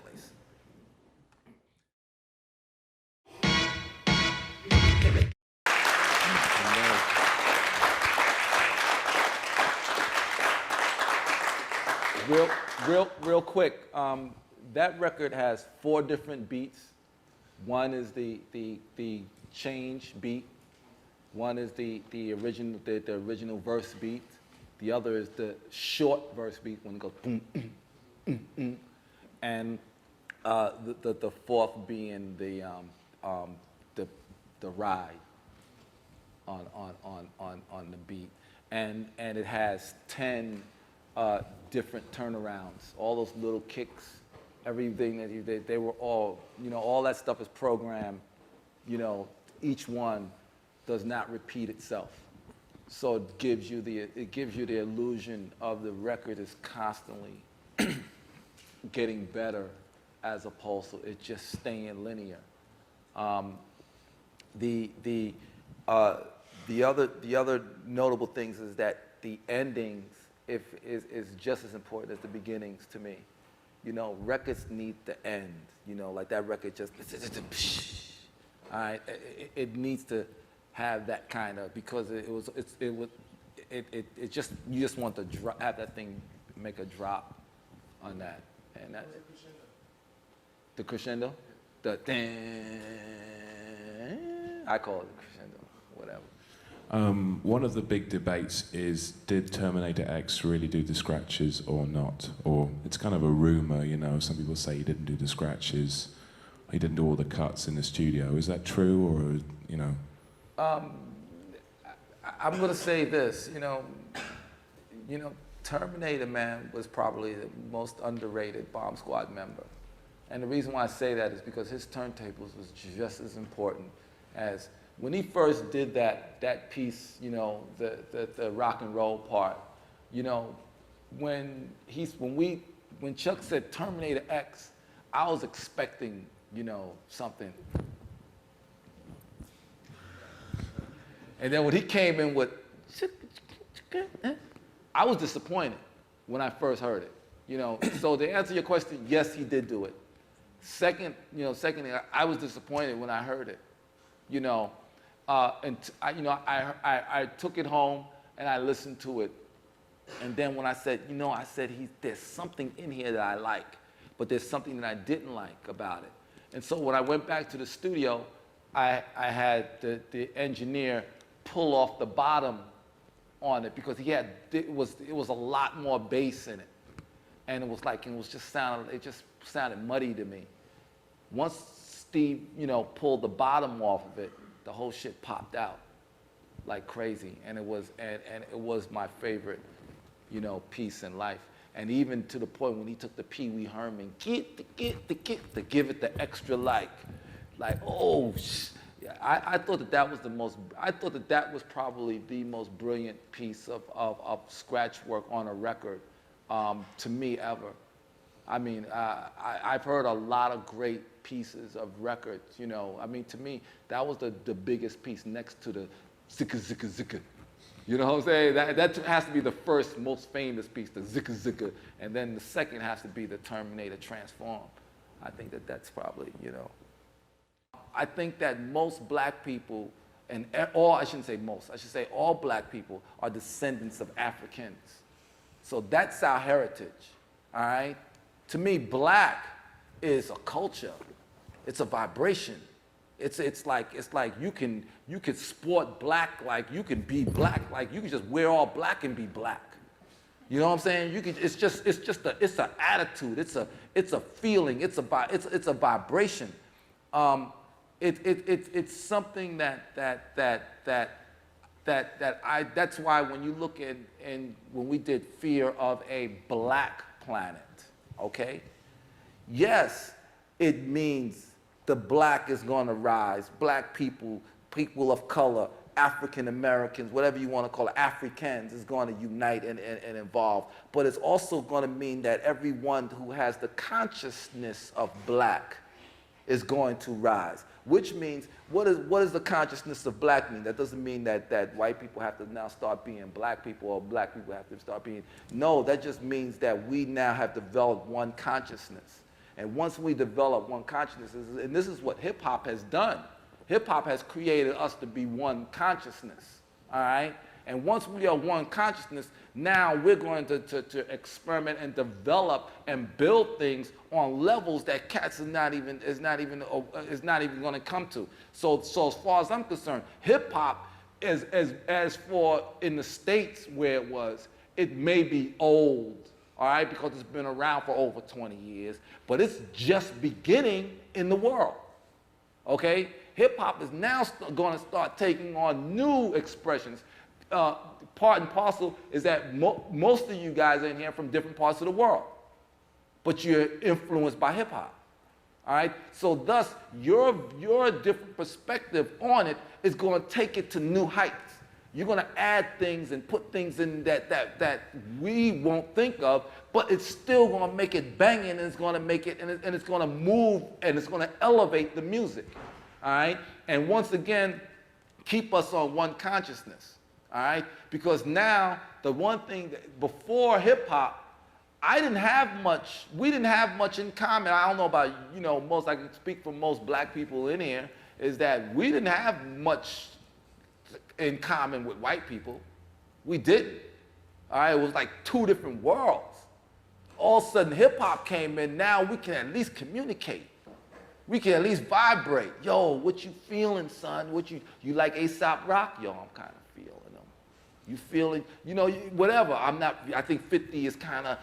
I think he's kind of. He blew his load now. I think he's on the other side. I'm really feeling this kid T.I. right now, or Young Jeezy. Whatever the case may be, you at least can conversate, and we can vibrate about something that now we share a commonality. Now we just gotta like say, okay, let's break down all the bullshit walls, because I think race is a divisive mechanism designed to hold back our consciousness. All right? As long as we start thinking that we're better than the next based upon how we look, what bullshit is that, son?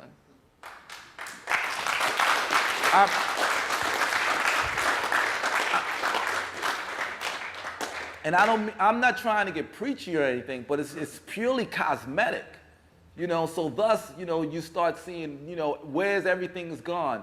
Now we get to the point where we're discriminating at many different levels. We're discriminating against people who are thin versus people who are fat. Once again, a cosmetic visual image. In the black world, there's the light-skinned black versus the dark-skinned black. You're black? Hello? What difference does it make?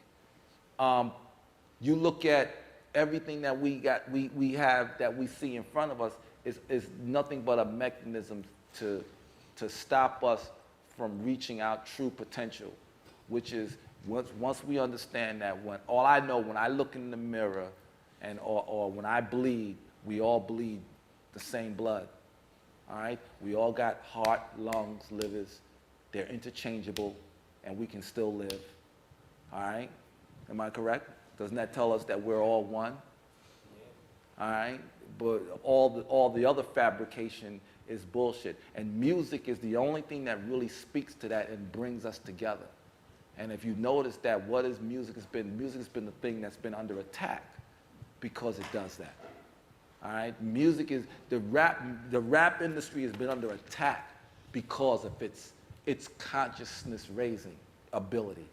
It's been under attack because of the collectiveness that it brings people together of all different shades and colors and from all different parts of the world.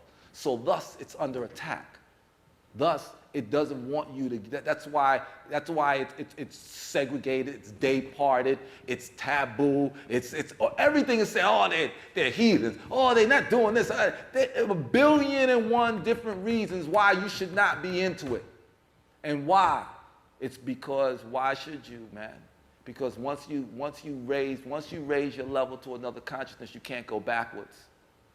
Once you go black, you can't go back. I didn't mean to go that deep. I didn't mean to go that deep for you. What is that? So what do you feel about how they were saying like Little Brother song was too intelligent for BET or whatever like that? So they would... See, that's part of the plan. That's another part of the plan. Once again, what is the attack is on your consciousness, people.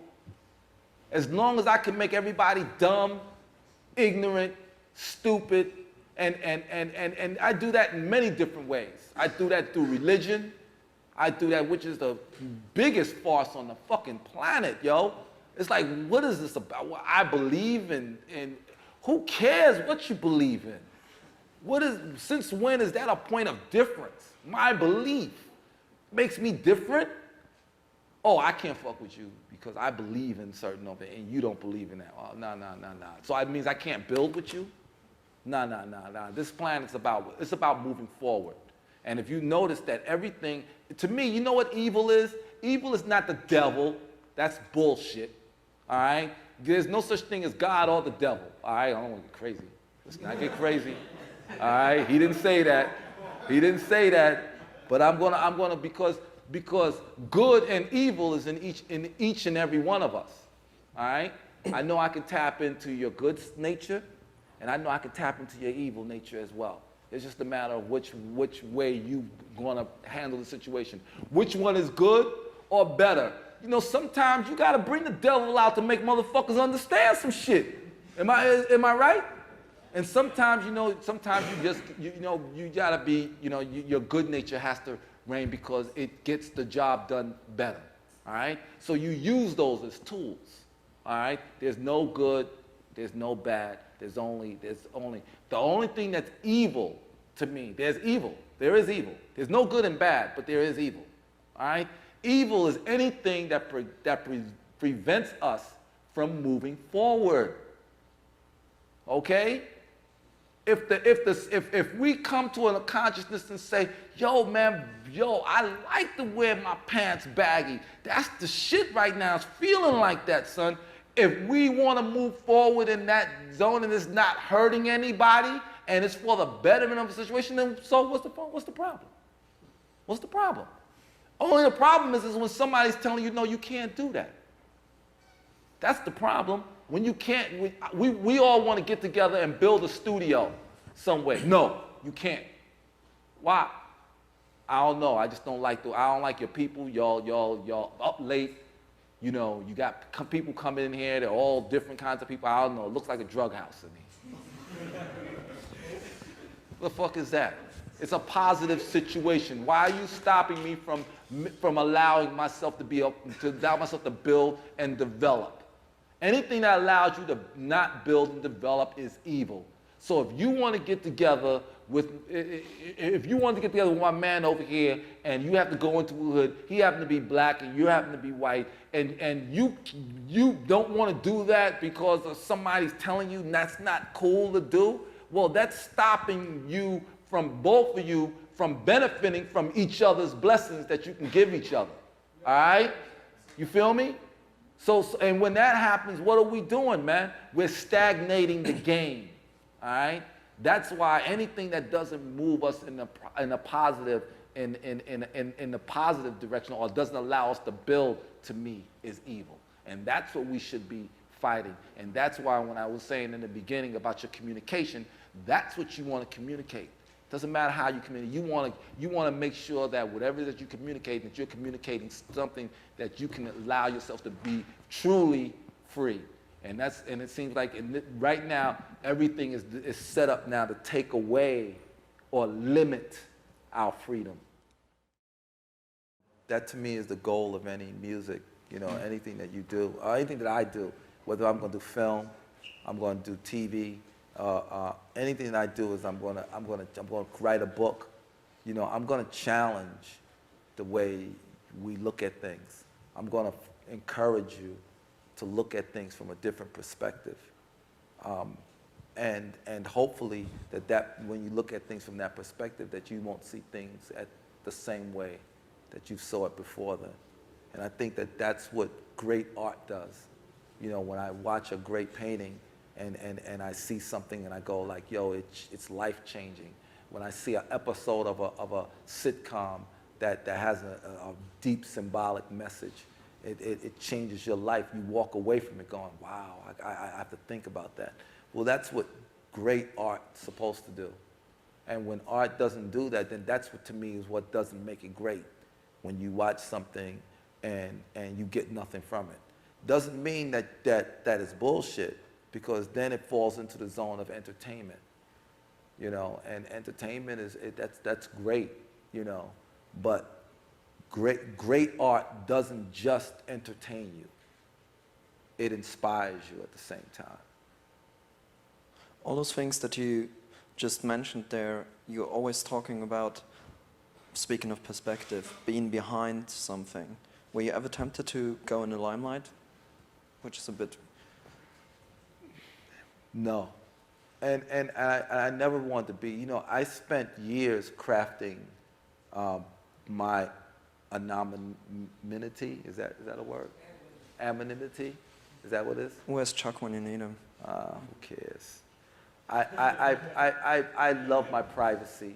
I spent a lot of time developing my life to the point where I don't have that, because I don't want to lose what I consider to be my objectivity. When I become the focus, then all of a sudden my objectivity is gone, and now I can't no longer be a service to you as an artist, because I'm now competing for the same space. You follow me? And so that's why I spent my years not coming in front of the camera. It's only been now since I decided to do that, because I think that now we're in a time that people need inspiration. People need encouragement, because we're in a great divide right now. We're trying to figure out, half of the world wants to go right, half of the world wants to go left. And then we got those that just don't give a fuck which way or anything. And what that leads us to, apathy. That leads us to a world that's jaded. That leads us to a world where people just really don't give a damn about nothing, so everybody goes through motions. I consider that to be spiritually dead, all right? I think that life is worth living. Life is worth fighting for. Good is worth dying for, all right? I believe in the deeper meaning of things. And if you don't search for those things, if you don't push the envelope, if you don't make a stand for those things, well, then what you're going to end up doing is you're going to start the very same thing that you are about is going to start to eat you alive. So, for example, let me give you a quick example. You know, Puffy is probably the biggest person on the planet known for giving you what I consider to be a hollow entertainment, all right? He doesn't give you anything to think about, anything that inspires you one way. He's just there to get what he can from you at that moment. Well, what's happening now is that everybody that he has inspired, because we all inspire people, it depends on which way we're inspiring them, that he inspired those cats to be like that. So now they have no respect for the game. They got no respect for the art. They got no respect for building and developing and cultivating. Everybody is about getting what they can at that moment. So he's becoming a victim of his own scenario, because now cats don't care about him and respect him and feel and put him in that. So now they want to feed off of him. So thus he has to now move into, and this is not an attack on so thus he has to move into a higher level of existence, which separates himself from, all right, from the masses, all right, of people. That's not a good scenario to be in. I'm from the school of is that we all should be giving back. We all should be not just fishing in the sea, but also cultivating the fish in the sea for other future fishers to come and be able to partake in the situation just like us. And I think that once we all tweak our level of understanding and start to move in that zone, all right, then we're gonna see this business, because hip hop was all about that in the beginning. It was all about each one develop one, each one give one back. So we were a big family, even though we were competitors. We were all one big family, because we all believed in developing and nurturing and helping each other out. So we would help every one of you guys out to get to where you get to. So when you get to where you get to, you're supposed to help out the next. That's the way it works. Each one bring one. Each one teach one. But when you get to your zone, and now all of a sudden you feel like, man, fuck that, I don't have to give back into it. I'm here now. I can just do what I mean. That's not the way to go. That's not what this is about. That's not what we are here for. Because we are human beings and we're here for a higher calling. And I don't want to preach to y'all, man. But I guess y'all look dead and tired already, man, because I'm dead and tired. Y'all not dead and tired? No. But I think you left the room here with people that have probably never been that fulfilled with being called a fish and happy about it. And I'd say we very much thank you for sharing the fish with us.